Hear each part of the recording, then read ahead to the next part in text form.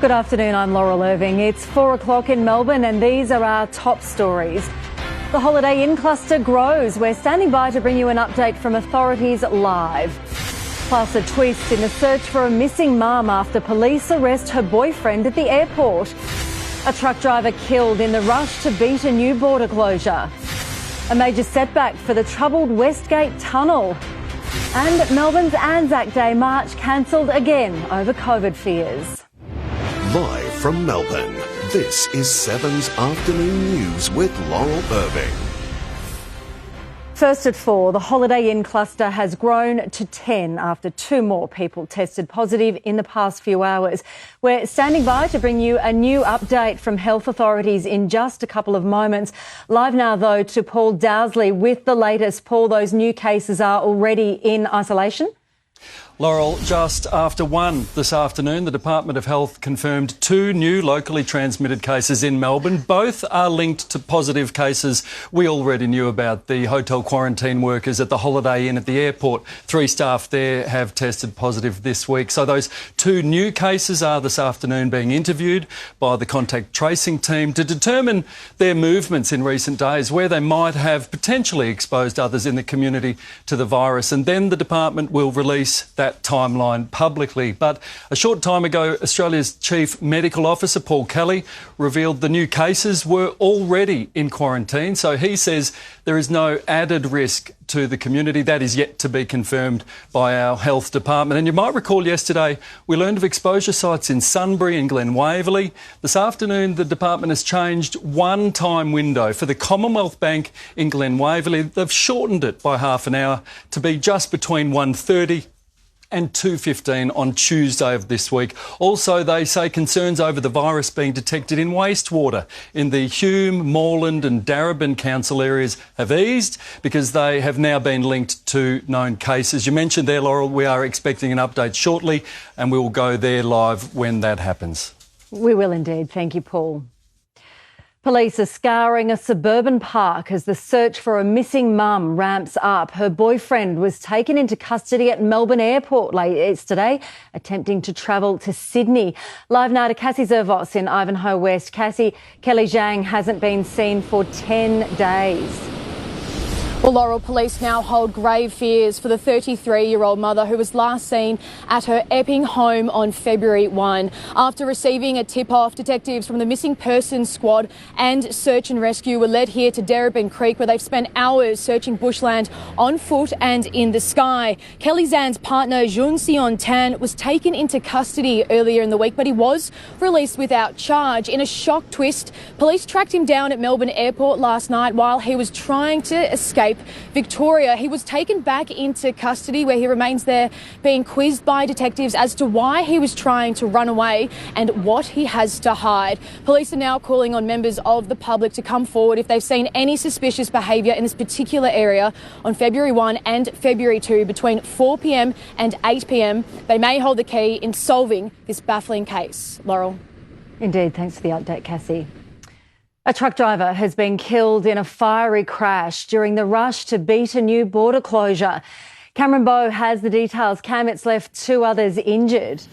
Laurel, the circumstances of this fatality are facing major scrutiny. The crash itself and how the snap border checkpoint was being managed. The catastrophic impact was horrific. At 2:20 this morning, a B-double with a load of chemicals ploughed into the back of a stationary truck on the Western Highway. 3 trucks went up in flames. The driver of the first truck died. A driver and a passenger in the middle truck were dragged to safety. Now, the stationary trucks had been at the tail end of a traffic jam stretching several kilometres from the South Australian border. South Australian police had been operating that checkpoint and will have some input in the investigation. Major investigation collision unit from Victoria will have the primacy of that investigation. And of course they'll reach out to all the people that were involved in this. The truck driver who was killed is a 47-year-old man from South Australia. The 2 injured truckies were taken to the Bordertown Hospital with minor injuries, Laurel. Thanks, Cam.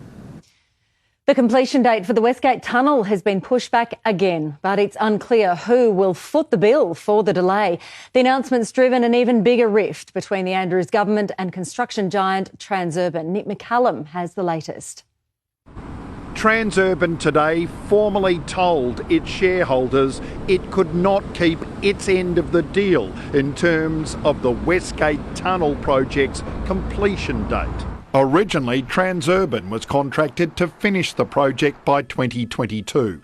Then it was delayed to 2023, and now... Unfortunately, a 2023 project completion is no longer considered achievable. And to make it worse... It's very difficult to give an end date. It's all because tunnelling can't start because builders can't find a place to dump contaminated soil from the tunnel. The state government insists it will cost Transurban. There is millions of dollars being lost to Transurban for every day and every week and every month that this project is delayed. But the minister won't say whether that is purely from lost revenue or whether the government will try to impose penalties through legal action. The government will not negotiate through the media. The convoluted toxic soil dispute leaves the state government at war with Transurban. Transurban at war with builders CPB and John Holland, and all three of those at war with the EPA. Massive hit. How much will taxpayers end up paying for this is unknown. Western suburbs community groups are furious. They say we desperately need a second river crossing, but this project is fatally flawed. I'd hate to think how much of our taxpayers' money has been spent on this just for it to be continually delayed. Maybe they do just need to can it. It's reported all the delays so far will blow out the budget for the project by at least $3 billion. Pressure is mounting on former AFL boss Andrew Demetriou to step down from the Crown Board. Victoria's gambling regulator is demanding he explain why he should remain a director after this week's explosive report into money laundering and organised crime. The New South Wales regulator has already said Demetriou needs to go before Crown can run a casino in Sydney. He also wants the chief executive, Ken Barton, to quit. Demetriou joined the Crown Board in 2014. A driver who killed a Melbourne school principal in a hit-run last May is pleading guilty over the crash. Debbie Locko was riding her bike on Beach Road in Beaumaris when a car driven by Chris Hislop crashed into her before quickly taking off again. The vehicle was found in a side street a short time later with a smashed windscreen and the 35-year-old arrested in Geelong. He fronted the Melbourne Magistrates Court today where he pleaded guilty to culpable driving and failing to stop. The pandemic has forced Melbourne's Anzac Day commemorations to be cancelled for the second year in a row, to the dismay of veterans. The decision comes as the City Council develops plans for a COVID-safe Moomba Festival. Louisa Cheatley explains. Good afternoon. It's more than 2 months away, but Melbourne's Anzac Day March has been called off and commemorations have been dramatically scaled down.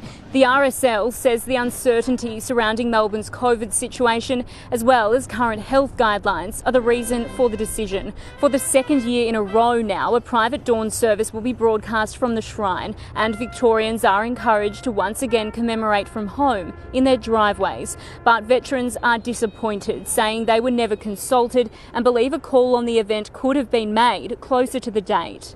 It's not just Anzac Day plans that have been changed. For the first time in its 66-year history, Melbourne's iconic Moomba Parade has been cancelled. The Birdman Rally has also been called off. The festival will go ahead with COVID restrictions. There will be 2 separate zones. They'll each be ticketed and fenced off with a deep clean in between sessions. Crowds will also be capped. 4,500 people will be allowed in Alexandra Gardens, with 1,500 in Queen Victoria Gardens. Normally 1.3 million people coming. We certainly won't see crowds like that. We are working closely with the state government to look at how we can deliver Moomba in a COVID-safe way. Now, despite the parade being cancelled, the iconic Moomba floats will still be created. They'll be on display here. 2 Moomba monarchs will also be crowned closer to the date. The hunt is on for thieves wanted over a violent home invasion in Melbourne's northeast. That's just ahead. Plus, a chilling new vision of the Capitol riots emerges in Trump's trial. Anger as vegan protesters swarm the Queen Vic market, and will reveal Australia's safest cars. Back soon across Victoria and Tasmania.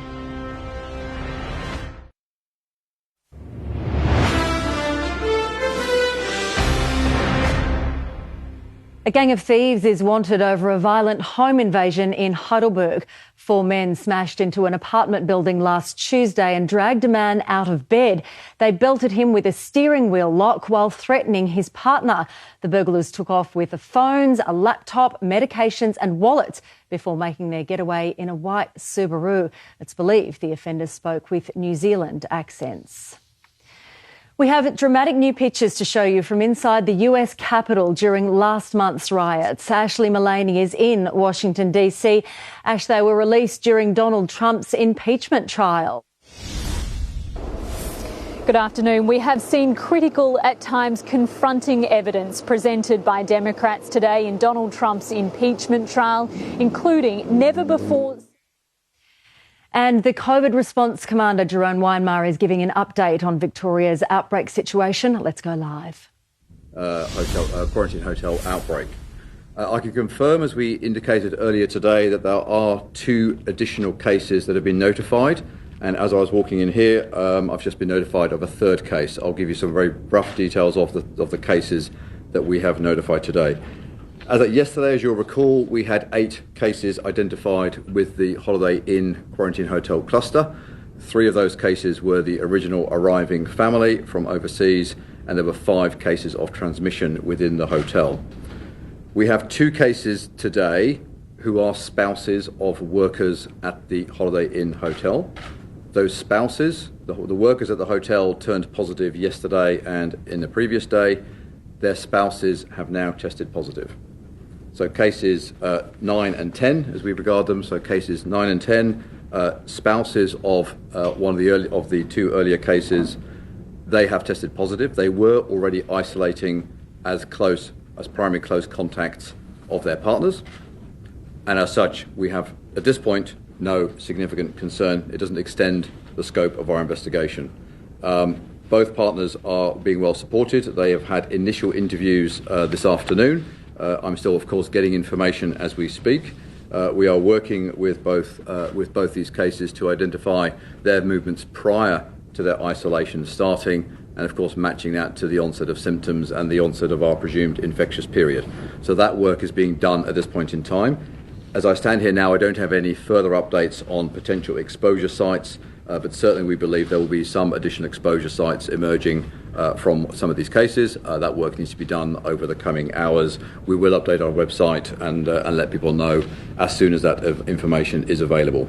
The 3rd case of today, again, I was told this probably about half an hour ago, so information is still coming in, is a staff member at the Holiday Inn. So this is somebody who worked directly in the Holiday Inn hotel. She was already a primary close contact. She tested yesterday and turned positive this afternoon. So in summary, we now have 11 cases associated with the Holiday Inn. 3 are the original family who arrived from overseas. And we now have 8 cases. 6 of those cases we believe were transmissions within the hotel. And 2 of those 8 cases are transmissions within the household, all within primary close contacts. I can also confirm that genomics has come back on the cases 5 and 6. We mentioned this, I think, yesterday or the day before. So I'm very pleased to confirm, or not pleased, but I'm aware that the genomics confirms that the cases 5 and 6 have exactly the same variant and typing as cases 1 to 4. They're all of the UK variant, and it is our working assumption, therefore, that all 11 cases associated with the Holiday Inn cluster are all of the UK variant. In terms of exposure sites, again, my thanks to the many hundreds of people who we are now talking to and working with who have been at the exposure sites. We're continuing to work closely with venues. As you know, we rely very heavily on the QR recording system that people fill in at various retail and hospo type services. So my thanks to everybody who is continuing to do that work. We are continuing to work through more information as it comes available. And of course, we have had a number of members of the public come forward and self-identify as having been at those exposure sites. It is so important that people please keep an eye on those exposure sites and let us know if they think they've been at those locations, that they isolate and get tested. I can also confirm we had a very lively community meeting last night with the Sunbury community. Over 300 people joined the Deputy Chief Health Officer and myself. My thanks to them for turning out. It was a very, very good discussion.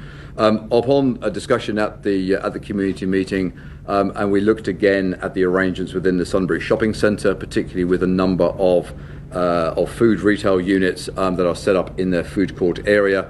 Really based on a combination of community feedback and our own public health review, we have now decided, out of an abundance of caution, to expand the exposure site to the wider Sunbury Shopping Centre, but at Tier 2. So we are not regarding it as a Tier 1 shopping centre. We think the risk is reasonably low. However, again, out of an abundance of caution, we would ask anybody who is in the Sunbury Shopping Centre from 3:40 p.m. to 4:30 p.m. on Friday the 5th.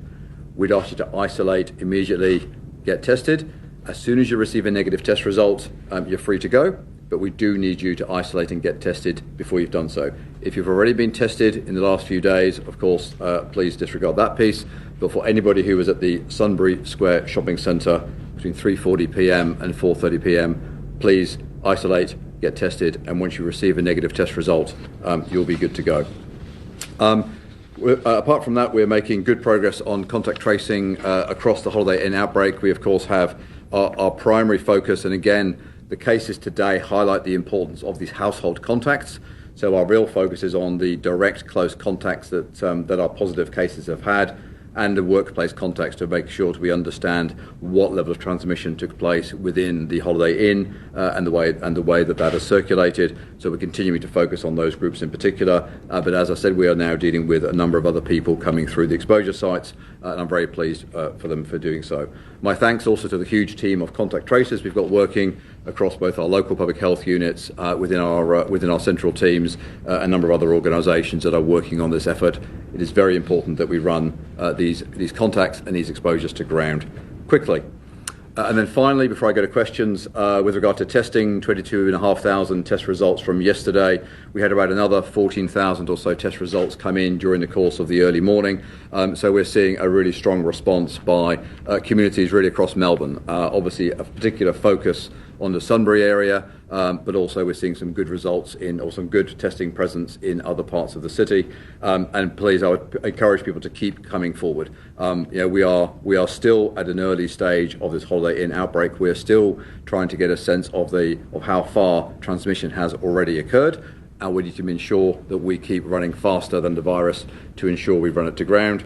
At the moment, of course, we launched the Masters drive-through site this morning. That's certainly reduced the queue and waiting times up in the Sunbury area to around 60 minutes. And again, my thanks to people's patience for coming forward to get tested. And that means we now have around 5 or 6 new sites up and running over the last few days in the Sunbury area. I won't read them out unless anybody here would like me to do so.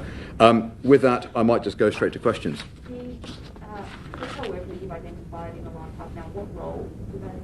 My information is that she's an assistant manager at the Holiday Inn, but I don't have any other information than that. So you said there were a primary close contact with another worker. Yeah. So which department, I guess? Well, so if you recall what we did with the Holiday Inn, so we had an initial group of primary close contacts, particularly people who the RSOs and others who worked on the third floor, and those were involved in the checkout process. That was our first grab on Sunday night. A day later, we extended that when the authorised officer became positive, and we extended the definition of the primary close contact. So we now have all the staff who worked at the Holiday Inn during that 27th of January to 7th, 8th of February period, who are all in isolation. I have no other information about her direct role or relationship, but she was one of those staff that was locked down. Sorry, Richard. How long has she been isolating for? My understanding is that she would have been isolating since Monday, possibly Tuesday, but I can confirm that for you when I have more information on this case. There were a number of different cohorts of staff. I don't have her exact role at this point in time. So her exposure sites might be quite limited?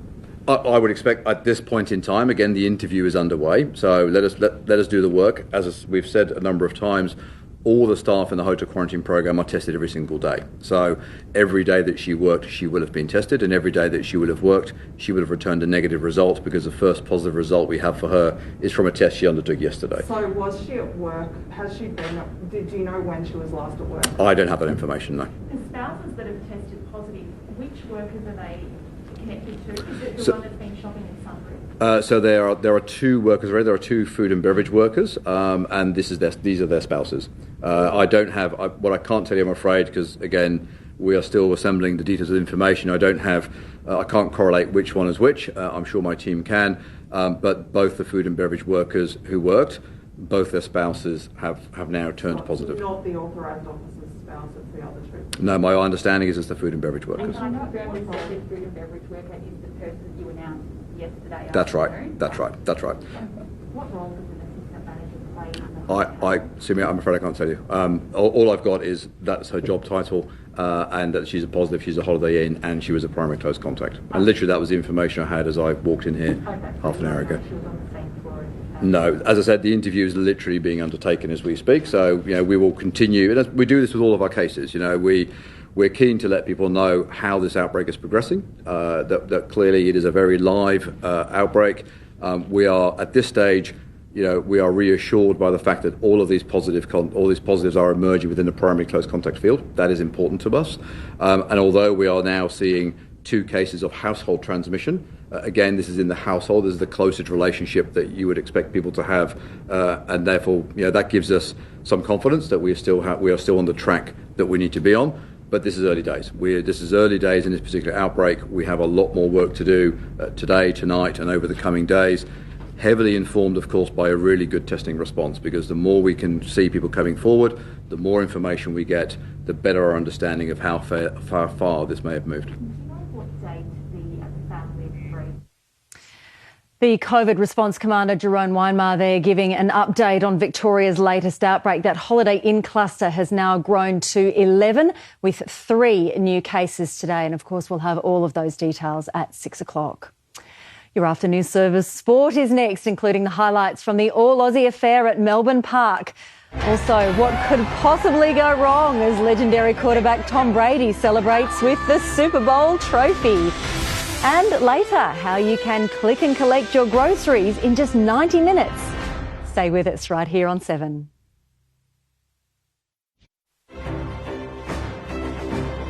Live from Melbourne, you're watching 7's Afternoon News. It's 32 degrees outside right now. Jane Bunn will be here with the forecast later in the hour.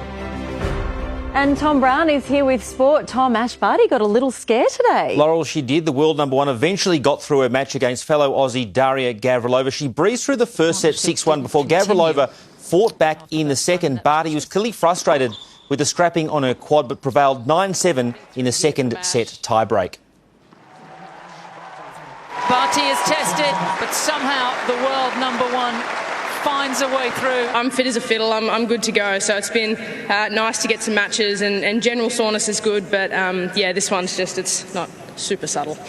Alexei Popyrin fought hard against South African Lloyd Harris, but fell 6-3 in the 5th set. Last night, Nick Kyrgios survived a 5-set thriller to beat Frenchman 29th seed Hugo Humbert. The fiery Aussie admitted he went to some dark places before saving 2 match points in the 4th set, then closed it out 6-4 in the 5th set. And Kyrgios completes the comeback. Many people don't think that I have a heart or, compete as hard as they want me to compete from time to time. But, man, I've been through a lot. Kyrgios will face number 3 seed Dominic Thiem in the next round. Meantime, Geelong's injured star duo continue their recovery ahead of the season. Patrick Dangerfield is only managing to run laps and didn't join in with the main session as he overcomes a groin complaint, while Jeremy Cameron also took it easy after a hamstring setback a few weeks ago. Meanwhile, the Saints recruit Brad Crouch went back to his Ballarat roots this afternoon and is looking forward to a fresh start after his trade from the Crows. I'm definitely looking forward to a change in my scenery around me and the environment around me. But at the same time, I just want to go out and enjoy my footy and have some fun, and hopefully that means winning some games. Crouch is hoping local horse Affair to Remember gets a spot in the All-Star Mile at Moonee Valley, currently ranked 15th. Only the top 10 get in, with voting closing on Sunday night. Melbourne Victory remain anchored to the bottom of the ladder following a 2-0 loss to the Wanderers. Marco Rojas was sent to hospital after he copped a nasty blow to his face, which left him bloody. Rudy Gested returned serve but resulted in a penalty, and it went all downhill from there. I've been in a tough position before as a player at this football club, and I'm in a tough position now as the head coach of this football club. But I will do everything in my power to turn it round. The Victory now have their next 5 games at home. And still on soccer, Everton and Tottenham put on one hell of a show in the FA Cup this morning, a 9-goal nail-biter at Goodison Park. Spurs captain Harry Kane's late strike took it to extra time at 4-4. It was the Toffees who triumphed, booking a place in the quarter-finals. He had to wait for it, but now he's lashed it home! What a contact that is! What a cracker from Bernard! Man City surged to a record 15th straight win in the English competitions, beating Swansea 3-1.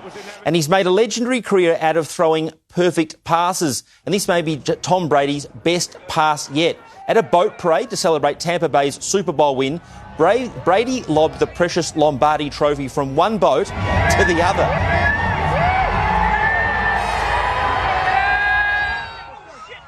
That's not bad, Laurel, for a guy who's, by his own admission, consumed a little too much avocado tequila. Back on land, Brady needed a little assistance, but he's still winning Super Bowls at the age of 43. No one's going to begrudge you getting a little loose. Laurel, athletes like that aren't good with post-celebrations drinking alcohol. He's a fitness fanatic. He's very well refreshed. Thanks, Tom. The RACV has declared Victoria's safest car under $30,000 is the Toyota Yaris. The Mazda CX-30 was rated highest in vehicles under $35,000. The Mercedes-Benz CLA class and the Land Rover Defender topped the list in the higher price ranges. The RACV commended the vehicles for having state-of-the-art safety features, including autonomous emergency braking and intelligent speed assist. The Holiday Inn cluster has grown to 11 after 3 more people tested positive in the past few hours. The details are just ahead. Plus, Bruce Springsteen arrested for drink driving. And a supermarket giant launches a 90-minute click and collect service.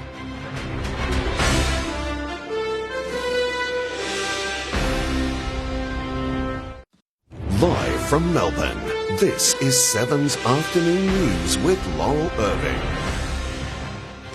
3 more people have tested positive to coronavirus today, bringing the Holiday Inn cluster to 11. They're being interviewed by the contact tracing team to determine their movements in recent days. Let's take a listen to the testing commander, Jerome Weimar.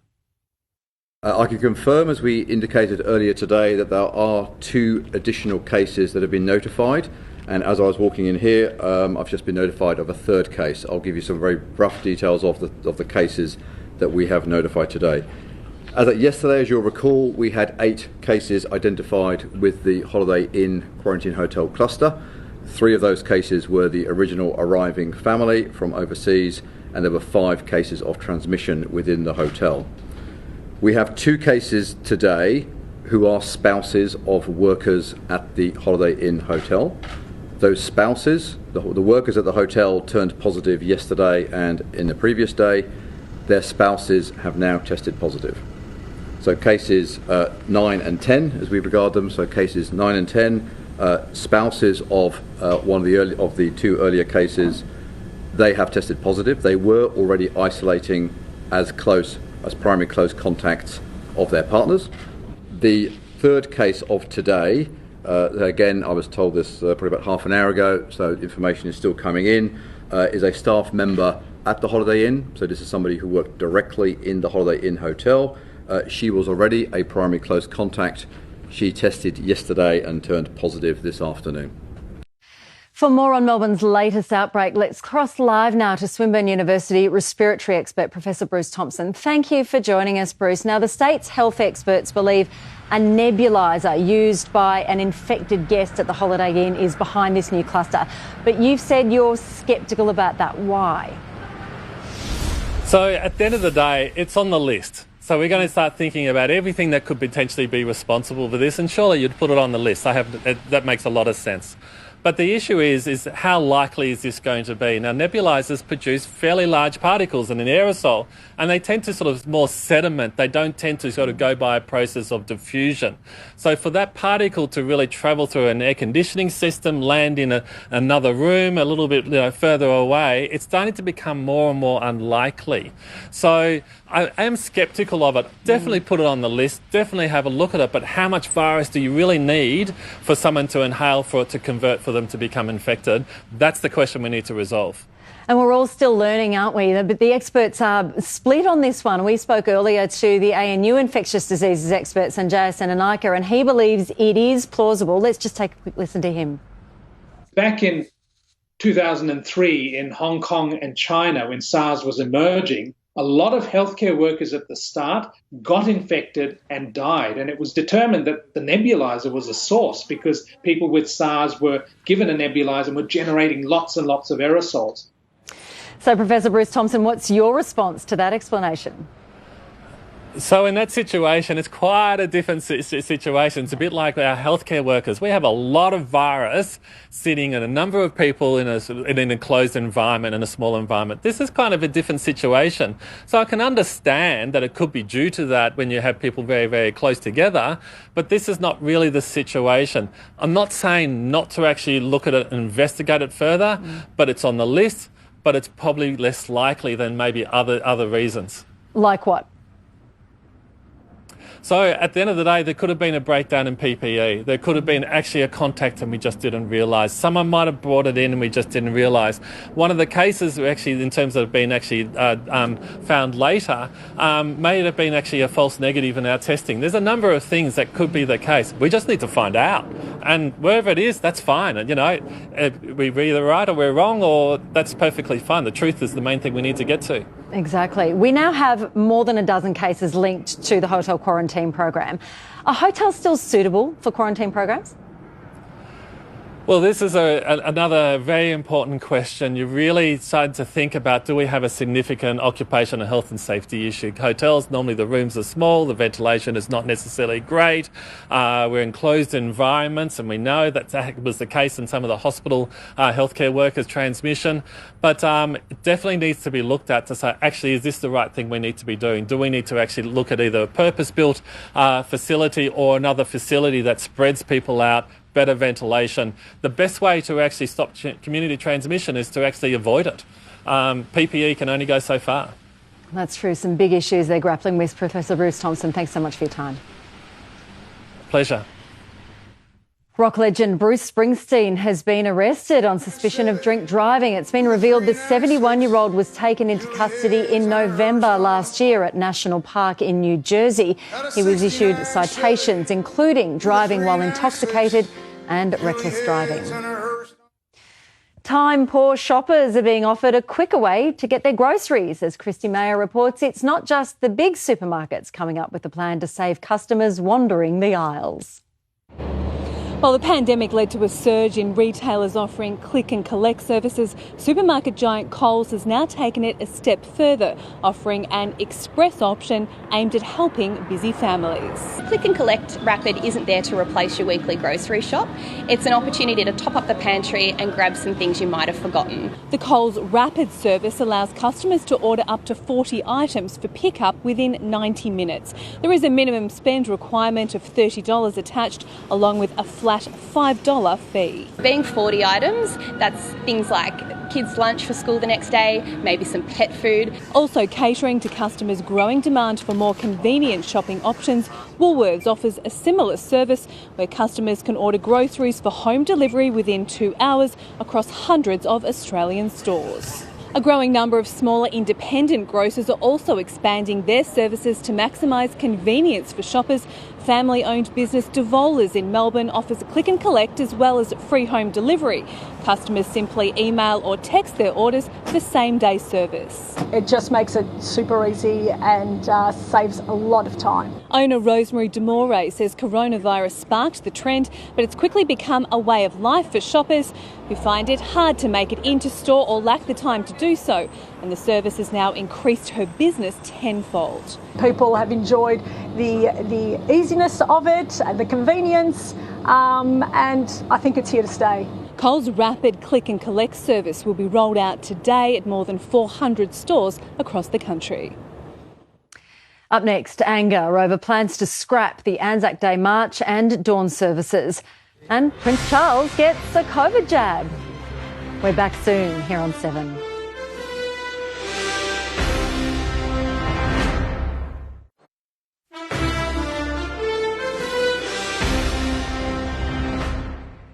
Victoria's RSL president has confirmed this year's Anzac Day March will not go ahead because of COVID. But one Melbourne branch has slammed the decision, which has been made 2.5 months out from the date. Lucas Moon from the Hawthorn RSL joins us now. Thanks for your time, Lucas. What's your response to the announcement? It's definitely my response on behalf of the members is it's disappointing. Majority of them veterans this day and age are not over the age of 70. There's about 140,000 that have served in Iraq and Afghanistan. And, we believe we could plan a COVID-safe event. If it became unsafe, we would respect the rules and cancel it. But it seems far too early for us to cancel it 2.5 months out when we can have football, Australia Open, Moomba, etc. So your argument would be most of the veterans would probably not be at risk. So if there is veterans at risk, like anything during this whole COVID process, we need to look after those people. So what we've done at the moment is, unfortunately, the older men that run the RSL are all in their mid-70s or 80s and gone, we're at risk. And they're the minority, so they've cancelled the whole parade. The parade means a lot to veterans, and especially the younger veterans or veterans post-Vietnam. Recently, we've got the Afghanistan inquiry, we've got the political football with the Royal Commission of Veteran Suicides, we've got DVA. It's been a tough time, and Anzac Day, catching up with your fellow veterans means a lot. Yeah, it's a big day. Lucas Moon, thank you so much for your time. Thank you. Vegan activists have swarmed the meat hall at the Queen Victoria Market. They chained themselves together during the morning rush. The world needs to change. We want to see the Victoria Market be a leader in becoming a plant-based mecca. Well, I'm out here and I'm not serving, so it's absolutely awful. So it's been a tough January already, and we don't really need this. One protester covered herself in fake blood. Prince Charles and the Duchess of Cornwall have been given their first dose of the COVID vaccine. Charles and Camilla are in the over 70s priority group, which the British government wants vaccinated by February 15. The Prince suffered minor symptoms after he was infected with COVID last year. The royal couple joins the Queen and Prince Philip, who revealed they'd had their first dose last month. You're watching 7 News. We're back with Peter Mitchell and Jane Bunn straight after the break.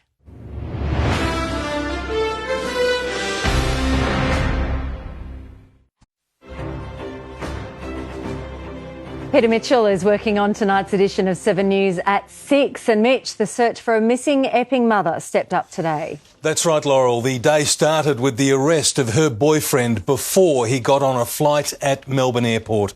A few hours later, police began searching Darebin Creek and surrounding bushland. It's been 10 days since anyone saw Kelly Zhang live. Cassie Zervos will have a full report on the search at 6 o'clock. And Mitch, we're getting a look at some cool gadgets of the future. Yes, it's all about making our lives easier, Laurel. We've been to an expo where they're showing off wearable technology, and there's even a robot that'll save you from having to show up to meetings in person. And as we heard, 3 more cases linked to the Holiday Inn outbreak this afternoon, the latest at 6, Laurel. Thanks, Mitch. Let's take a look now at Melbourne's roads.